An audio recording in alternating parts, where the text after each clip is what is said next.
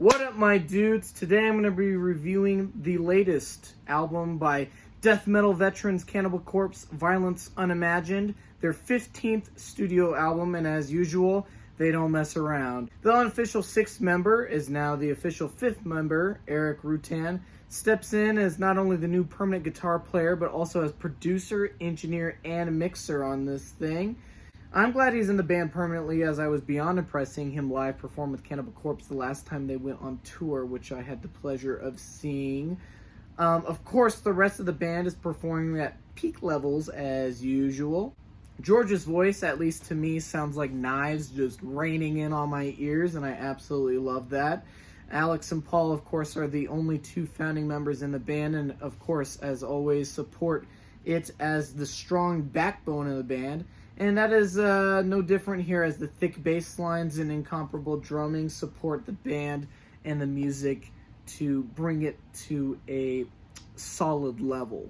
This time around, I was particularly interested in Rob's songs, as Inhumane Harvest, the lead single, Follow the Blood, and especially Bound and Burned are some of the standout tracks in my opinion, although every song is a brutal slab of death metal that cuts deep.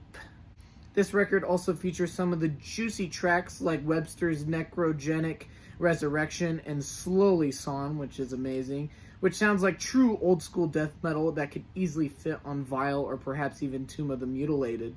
And they keep creating more death metal carnage with a more technical attitude to it, albeit a more Cannibal Corpse way, which isn't going to be tech death or anything. The songwriting in particular reminds me of records by Slayer such as Hell Awaits or even Metallica's Justice for All, where the songs seem like a big collection of ideas culminated into one song. It feels almost like multiple intros or outros or breakdowns or whatever are just kind of put into one song and structured and organized accordingly. The only problem I had with this record was the production. At first, I was a little bit taken aback on how it sounded, as typical with Rutan's production style, it's more of like an onslaught of sound, whereas this time around, I felt like it was a little dry, and even still re-listening to it, I felt like the drums were a little thin, George's voice was a little too high up in the mix,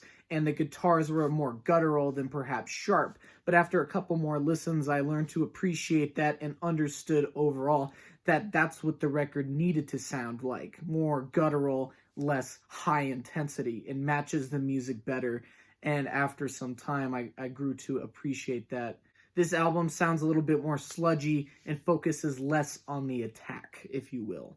Yes, this is indeed a true Cannibal Corpse album. There isn't any fat, and the cutthroat riffs and insane playing add to yet another amazing album to Cannibal Corpse's standout and uncomparable discography.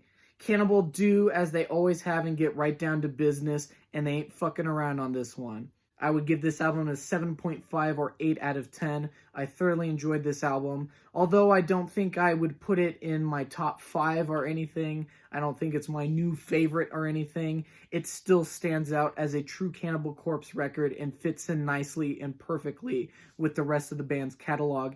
And I look forward to hearing some songs like Over Torture, which was my favorite, live. As always, what did you guys think of this album? How does it rank in your Cannibal Corpse catalog, personal ranking? Or perhaps do you have some new favorite Cannibal Corpse songs that came out of this record? Please let me know what you guys think of this thing. And as always, stay heavy, stay safe, and thank you so much for watching. Have a great one.